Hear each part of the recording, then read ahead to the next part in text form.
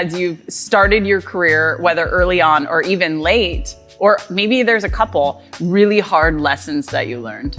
Those lessons that would translate into how you've separated yourself. Yeah, I'd say business-wise, Kendra, the biggest lesson I've learned is I had success early on. So I naturally thought that what was ever going on between my ears was the right answer. I had it figured out. I was right, only to walk into a meeting and hear somebody else's perspective and go, whoa, hadn't thought about it, hadn't contemplated it.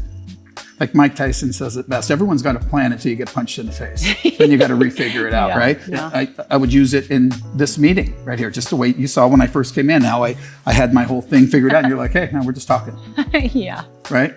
Yeah. Bill's very calculated. So Bill shows up with his packet of papers highlighted to when he's supposed to speak, queued up and ready to go. And camera, I'm telling the camera people, okay, put lights right here. They're going like, who is this guy? What the hell's going on?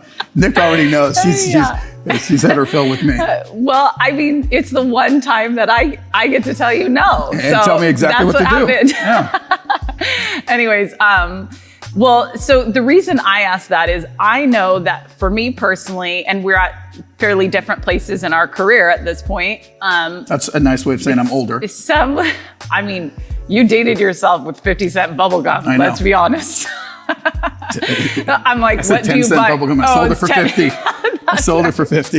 I think today it's $1. So that's right. 10x. But so I think not enough people really speak to the noise between your ears, whether 50% of that is ego, 50% of that is insecurity. I don't know, but it is a challenging thing to navigate, I feel like. So I agree. How do you personally overcome that? Are you still facing that at times? I do.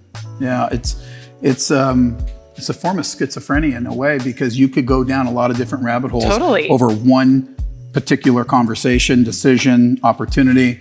I do try to use the 2 ears that God gave me and the 1 mouth, which just means listen twice as much as you speak, which is hard for me because I have already in my mind figured out the answer to the question. Yeah. So I just think being patient, you and I, we have our talks every other week early, right? Our one-on-ones. And I think you'll note that it's a great opportunity for me to just listen. And then when it's my turn and you ask me, I will speak. But I think it's important to take everything in before you take a final position on anything. And it continues to help me guide the way that I run the company, guide the way that I run my life, guide the way that I manage my relationship with my wife and my children and my friendships, is to, be a better listener. And that's a constant work in progress. I fail miserably often, but I catch myself, kind of like a bad golf swing.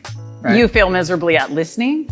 I think I fail miserably at the entire process of taking everything in, making sure I've heard all the points before I make a decision, because your mind naturally, you can speak, but hearing the words you're saying and digesting them is an entirely different thing. 100%. Yeah, being polite and letting you get your words out or listening to your words is different. No, 100%. And I will tell you, I have friends, thank God, that go, yep, you tuned me out 5 minutes ago, we're done.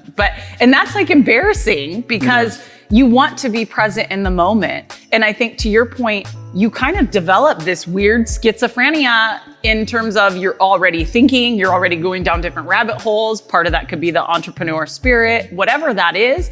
Learning how to control that, quiet that, really take in what other people are saying, because that could be your next valuable lesson.